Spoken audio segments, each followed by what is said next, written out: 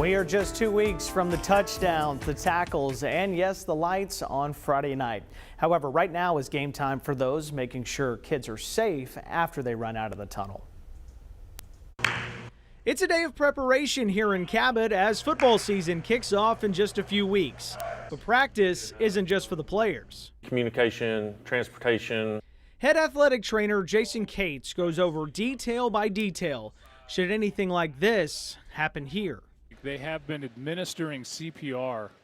But what happens if that happens on a Friday night? Who's taking care of your kids? Each coach's responsibilities are. That's exactly what this class is for, making sure not only emergency personnel are ready to act, but coaches and volunteers as well, beginning with emergency action protocols or EAP. CPR, AED training, first aid training. Now, knowing that a coach is not a medical professional, they do not have a medical license, but anyone can save a life. This training is not just encouraged in the state, it is required by the Arkansas Activities Association. All of their registered volunteers and their coaches have to be trained in sudden cardiac once every 3 years.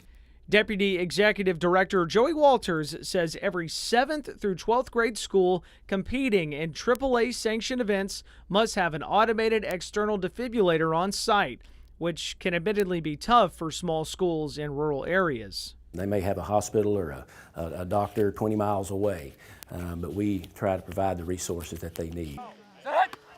Any athlete experiencing fainting, chest pains, or shortness of breath must be medically cleared by an appropriate healthcare professional before returning to action. We have learned so much through the sports medicine realm of things that it has totally changed how we practice and how we operate. Now again, this is so important too. Before an athlete ever sets foot on the field, they must sign, and their parent as well. A student and a parent must sign that cardiac fact sheet issued by the AAA. That's great, because at least that guarantees they've hopefully looked at it. Well, they looked at it, they acknowledge it, they understand the risk, but at the same time too, you want to make sure at least you're prepared at some point too. And it's unfortunately going to be a when situation, not an if situation when this does happen. Right, we've seen it pick up so much attention lately, so it's good to know, parents good to know, to feel a little bit better when your kid's out there. Definitely, seeing them all prepared, I'd feel better too if my kid was out there. Thank you, Hayden.